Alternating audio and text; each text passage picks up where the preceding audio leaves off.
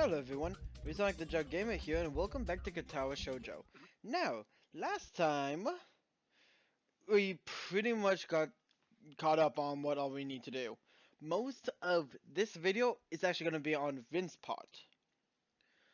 So, yeah, I'm still likely going to do this for the rest of Act 1 videos. But again, once we actually get to Act 2 with everyone, well, not with everyone, but once we get to Act 2 of a certain person, I will swap from my post commentary back to live action. Anyways, catching up, what's going on is, next day, and they're grilling us about joining student council, because that was a question that was given us last night. And yeah, they want us to really join. But we still have work to work on, which is the only distraction. We try to invite Hanako to join us, but Shizune and Lily are enemies, so by proxy, those two are as well, more or less. This is weird. But anyways, after walk and arguing about where to go, you can... I don't remember if I actually have that choice or not, if I'm confusing with something later. I might be confusing this with something later. Okay, yeah, because you can either read a book or go with Shizune, because I'm on Shizune's path than Lily's path, or Hanako's path, because I sided with Shizune before. And yeah. So now leaving this with those two, and instead, we crash into Enemy with no one around. Metal Gear Solid. And so yeah, here's our first injection with Enemy. Hits us in the chest. We focus on our heart to make sure we do not die.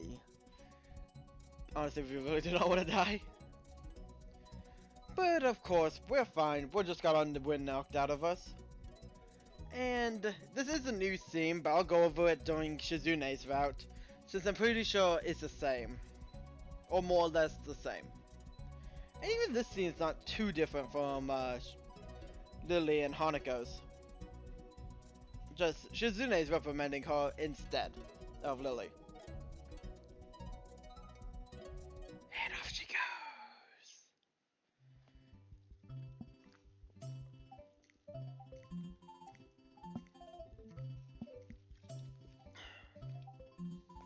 And by the way, they finally found out what to eat, and we're not allowed to join.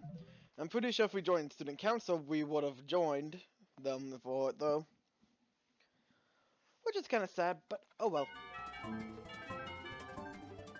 And now, here we are. It's after school, and we have nothing to do. Mudo gets us talking, and have us thinking twice about the body, because we feel like we have to do special... We have to tread carefully around them. And Mudo says something similar to Yuko in It's Only an Elephant If You Make It One.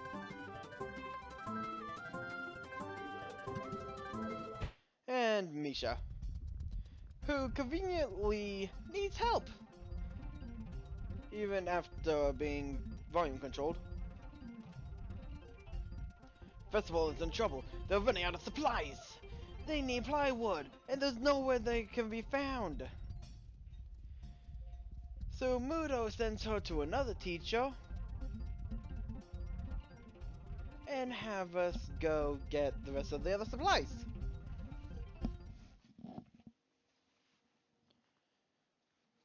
So yeah, we go in and lend a hand, and this will actually lead us to Vin. And once that happens, things will actually be back to normal. Hurry, hurry, hurry!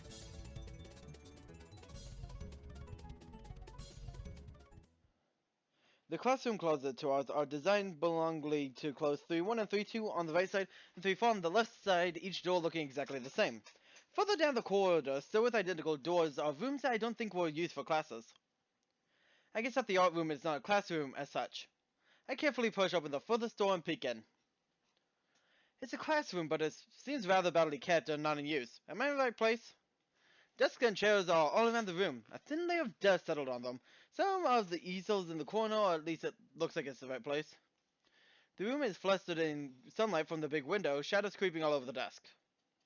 Specks of dust are dancing in the stagnant air, making the beams of light almost visible. Jokingly, I call into the room, and it would... Excuse me. I did not expect that. Sitting on a desk is a short-haired girl curiously wearing a boy's uniform with a fork between toes and morsel of food in. This is not going well. How am I missed her before? She's sitting in the corner very still, but I still somehow took her as part of the furnishing or statue at first glance. I'm not being too observant today as a whole. The girl seems to be frozen in place, staring at me with her huge eyes like a rabbit in headlights. She's staring at me, her mouth wide open, ready to accept the fork. I'm staring at her, my mouth wide open, remembering I didn't finish my sentence, and trying to think if I should. The weird stalemate between stunned into silence, punctuated only by the wall clicking to hello. I might have to shorten the freaking thing. Hello, I was told to pick up some supplies from you? From the festival stalls, I think. I didn't think there would anyone be here. There isn't. That's why I came here too. She picks up another forkful. Doesn't that mean you're here then? She raises her eyebrows as if she was suspecting my observation was false. You're pretty observant, I guess it does. But who are you? The girl is pretty straightforward, isn't she? I'm Dakai. Tesao Dakai. I just transferred here Monday. I'm Rin. Tetsuke Rin. Rin? Tetsuke. I want to shake hands with you, but at least we know who you are now. That's very nice. The deadpan of her talking makes it hard to determine if she's joking about shaking hands or not. Kinda bothers me.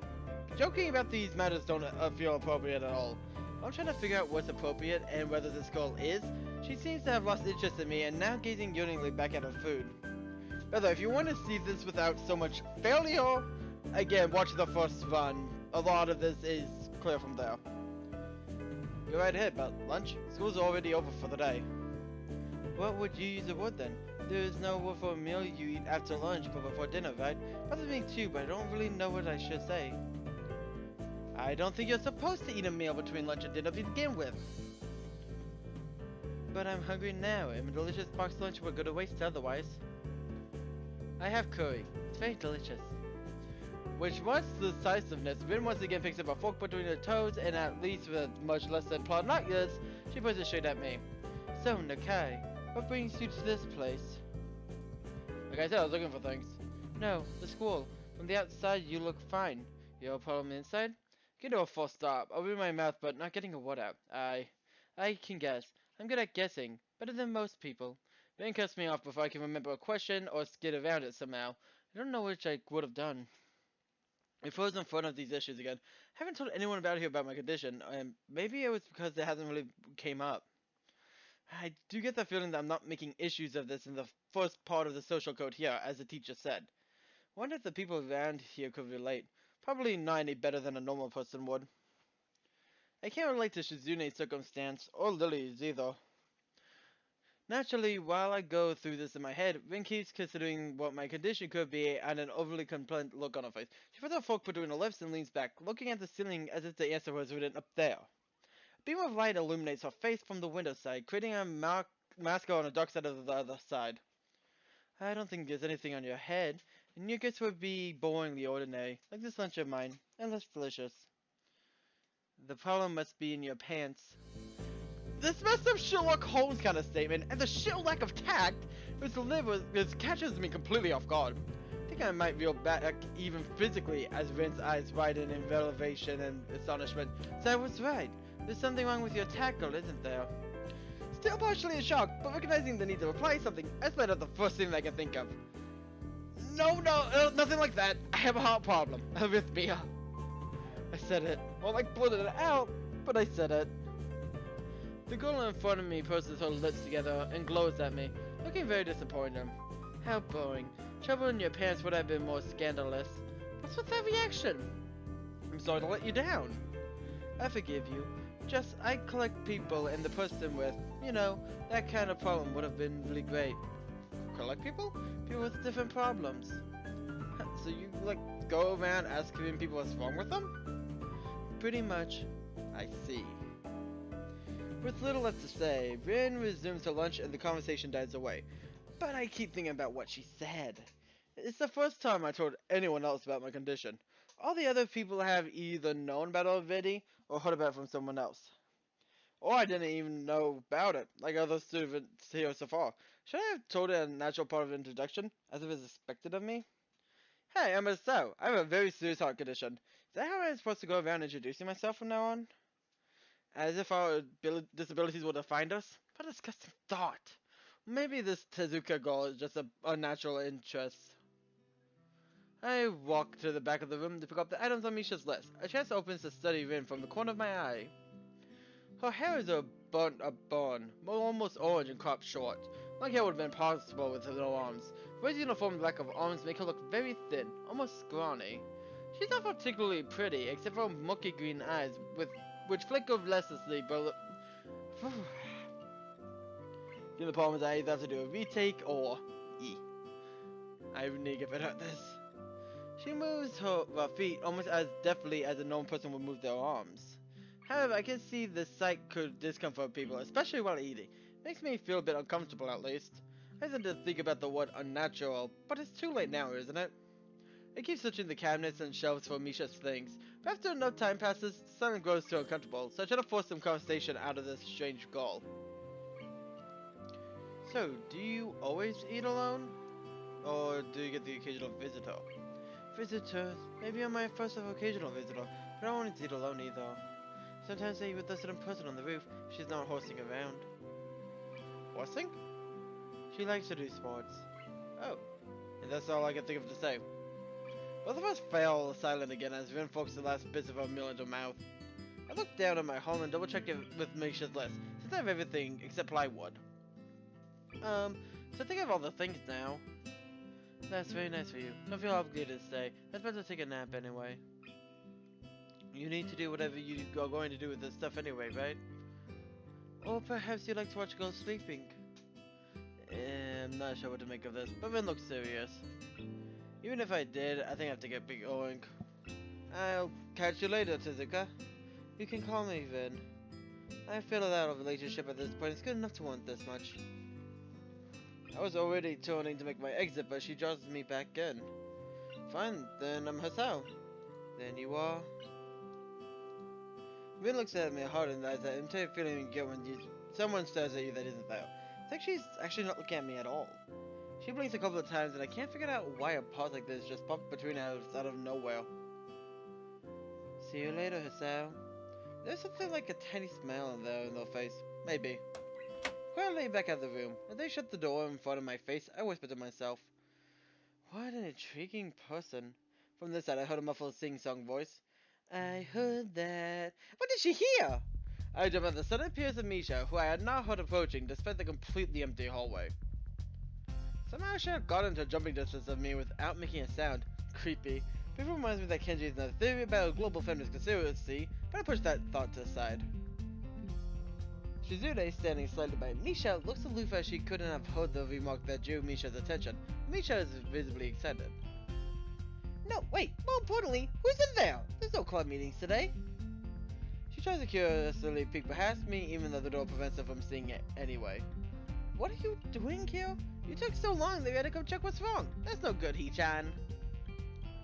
She waved her finger at me scoldingly. I found plywood, but else is so busy because you're tardy. Oh, sorry. I got things here. I was just about to go in to bring them. I think you are up to some mischief, Hee-chan. Who isn't there with you, I wonder? Misha signed something quickly to Shizune, pointing at her own ear a couple times. Shizune immediately pushes her way past me and opens the door into the classroom I just left. I can only imagine the shock she's experiencing. With Shizune's diligence and attitude, the insolence of daring to deface school property by sleeping on top of it must be too much to bear. And indeed, she says that Rin wasn't in place apart from the slight but noticeable trembling of her shoulders, with suppressed rage, I'm sure. Instead of blowing up, Shizune just takes a few deep breaths, adjusts her glasses, and slams the door shut, turning to sight furiously at Misha. Maybe she did blow up, but I can't understand it. She shoots a very low to stare at me too, as if it was somehow my fault that Rin is sleeping on one of the tables. Hope she's not getting any funny ideas about the reason for my tardiness. Hello? Rin's voice comes from the other side of the door, and it takes a few eye blinks to realize she might have trouble opening it. I open the door to find Rin directly behind it, looking at us with a half-interested, half-sleepy face. Kinda like I am right now. Hello? Miss Suzuka, what do you think you're doing? You're absolutely not permitted to use school property for such a disgraceful activity! It is surely pretty crowded around here. You know, it's this popular. It's hard to say whether she's happy or unhappy by this sort of events. Anyway, she ignores Shizune/Misha scolding, so they have no choice but to drop the issue. Shizune taps Misha's shoulders, points at Rin, and makes some quick tap signs. Popularity aside, please don't do that anymore. Anyway, how's your project going? It will be done for the festival? Rin looks at them blankly, apparently at ease under the pressure Shizune's cold stare is putting on her. I keep wondering that about myself too. And? We'll think about it harder. As Misha signs her reply to Shizune, her face turns into an unsatisfied frown. Miss Sensuka, please take this seriously! It'd be a disaster if the wall looks like someone threw up lunch onto it. Rin nods subtly. We'll think more seriously. Misha actively giggles at that, but Shizune doesn't, even after translation. She just shakes her head, takes the materials from me, and takes off with Misha in tow. Rin frowns slowly as she looks after the retreating student council duo. How rude. It's true though, I must finish my project before the weekend. There will be dire consequences if I don't. The end of the world as we know it. Like you guys usually are, but more dire. Much more dire. Maybe I'll postpone my map to unforeseen future.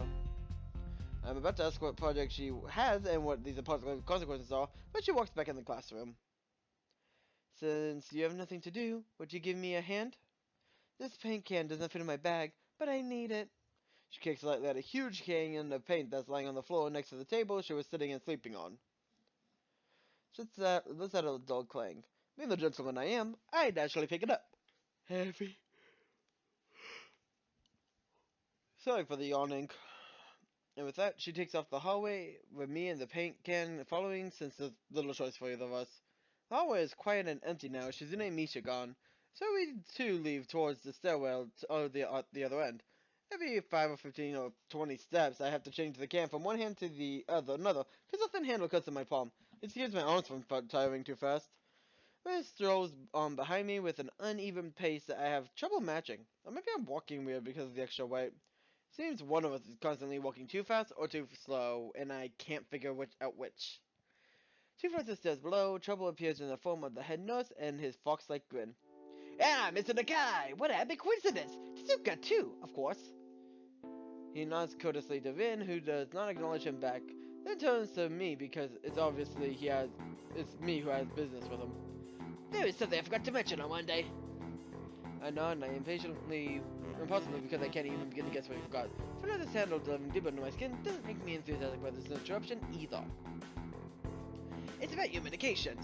Since you haven't been on them long on your current medication, there might be some unexpected side effects, which might require adjusting dosages or even changing to another medication. So we will do a few tests regularly, but what I want you to do is keep an eye on everything in your condition that feels off, if you get what I mean. Okay, once I finish this, I need to sleep. Alright. So how are you? Everything fine? I give up and drop the can on the floor before answering him. Kind of this takes longer than my biceps can handle. I gotta say something generic as an answer, but then I realized how often I've done that lately. Other people ask me that too, teachers and students here. My parents, visitors, nurses, doctors at the hospital, everyone seems to be concerned about that. Essential for a hospital, not so much for a school. Everyone seems to be concerned. This is a small school, and both the student base and the faculty seem to be very tightly knit. At least that's the feeling I'm getting. This is not the kind of school that gets chance for students too often. Thoughts and shivers up my spine, but I give a generic answer anyway. That's great. Also, one other thing. My sources tell me that you haven't been to neither the school check nor even the pool. So I'd like to know if you're taking up exercising as I asked. Of course I haven't, but his way of inquiring gives me feeling that I should have been running my ass off on track the very first day. have people spying on me? Not as such. I just happen to know a few people. But that's not the issue here, so don't try to slip out of it. Well, I was actually just doing some improvised weightlifting as an exercise. Pick up and lift the can up and down a few times like the sad imitation of a bodybuilder, even though it's weighing down on my arms painfully. The super grin disappears from his face for a second, then comes back like it was never gone. Tezuka, would you give us a second? The nurse grabs me by the shoulder without waiting for Vin's response, which he didn't need in the first place, and drags me aside. When I told you to exercise, I wasn't joking. I understand that you're still on your first day and all, but please don't ignore the importance of this. The reason I'm coming down this hard on you is that habits are not easy to form. The more you slip and postpone, the harder it'll be. It's the same with everything, like dieting. Can you promise me to be more serious about this from now on? We're going to say yes here, actually. Because my logic here is the nurse is friends with those two, so if we say yes to him, it should help us there. Yeah, sure. Okay, that's more like it. If you go to the school check tomorrow, you'll meet my spy, who probably has no qualms offering constellation for you if you want to jog a bit. Constellation? See you around! He leaves with a wave of his hand and no answer. I look to Rin, who has been waiting, idly leaning against the hallway and staring at the pale lighting fixtures in the ceiling. Even when I approach, she doesn't move her eyes off them. Are you getting medication for your heart, Thinky? Were you listening?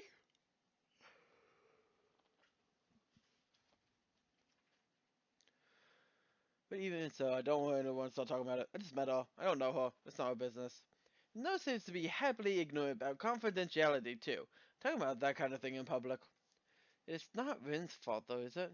Look at her and suddenly feeling a bit guilty. But Rin is just staring past my shoulder quizzically. Her tilts like a bird's.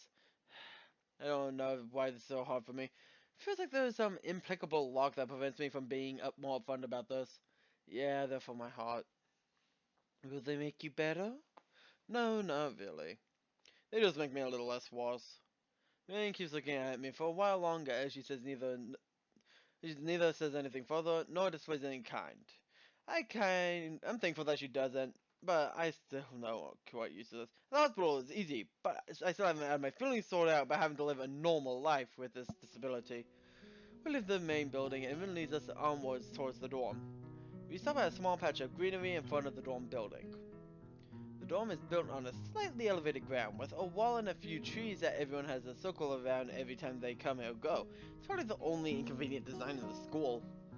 The entire wall, made of the same kind of bricks as the building itself, have been covered with the same sort of painting.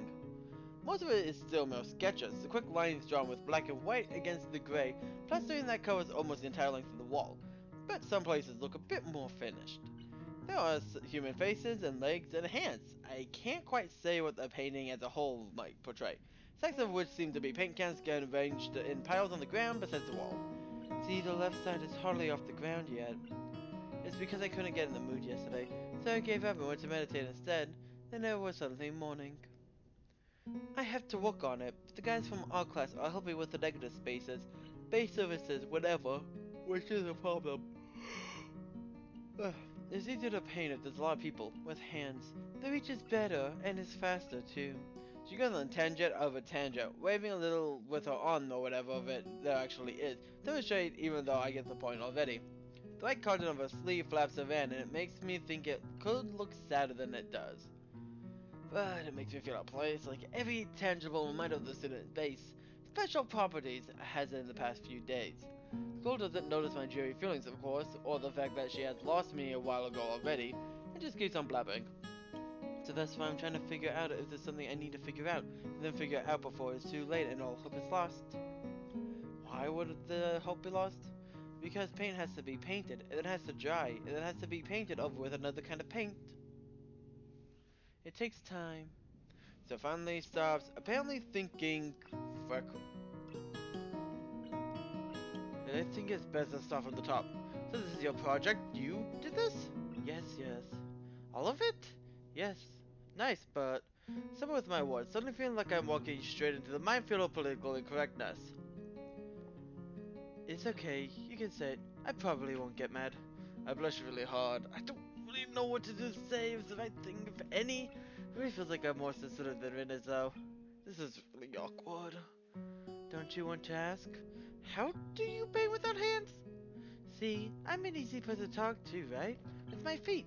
I almost guessed already, but isn't that hard to do? You're good at guessing. Anyway, I don't think this is, but maybe I'm used to it now.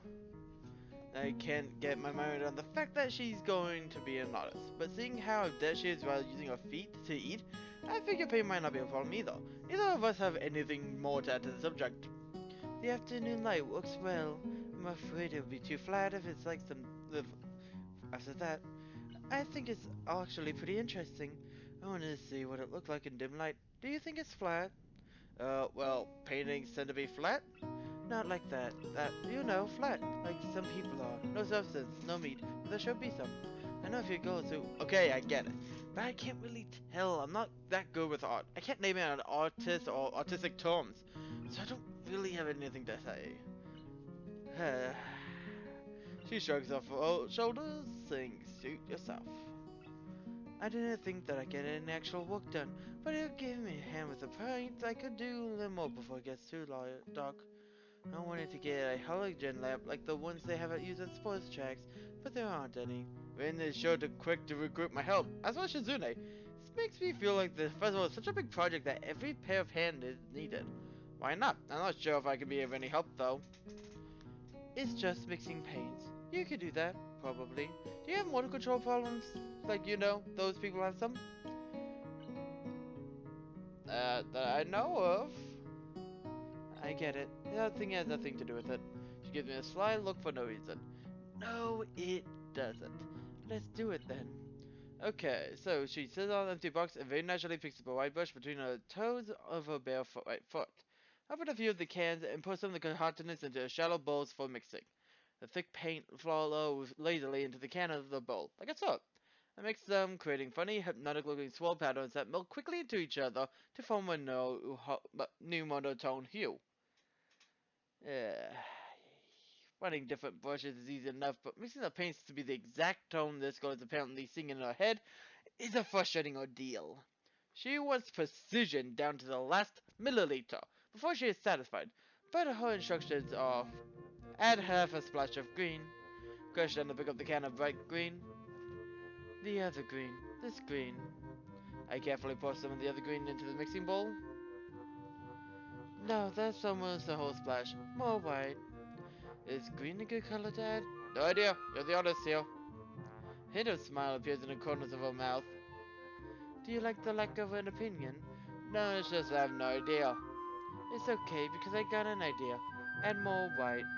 With the exclamation, I pour a minuscule amount of white into the bowl and mix it. Looks whiter. That's not good. That's being more like the color you wake up and you know that you saw the meaning of your life in your dreams, but can't remember it. Maybe it's yellow. Despite the impossibility of mixing colors like the change of the seasons or the nonsense that's being imposed on me, I find myself enjoying it more than I thought I would. Seeing a painting being born on a pastel wall feels like magic. Spent the moments I had mixing paints crouching down on the paving and just look at her work. Feels slightly intrusive at first, like breaking some imaginary intimacy, but Rin doesn't seem to mind it at least a bit. Her entire presence emits a completely different air as she patiently working the details, adding layers on top of paint of other layers, steadily moving her foot across the wall to add new shapes. When I manage to produce a possible mixture of paint, the mere smile on her face is oddly rewarding. Apart from the few words when discussing paint mixes, neither of us say a word for the longest time. Even those short discussions soon evolve into a shorthand, both of us developing and using weird improper code words for various paints and hues. As if there was some kind of conserved words and breath. We stayed there late into the evening until it became too dark to paint properly. Finally, this is all for this time. This is Resonic the Jug Gamer. I hope you enjoyed the series so far. I'm gonna see all you guys again next time. See you guys then.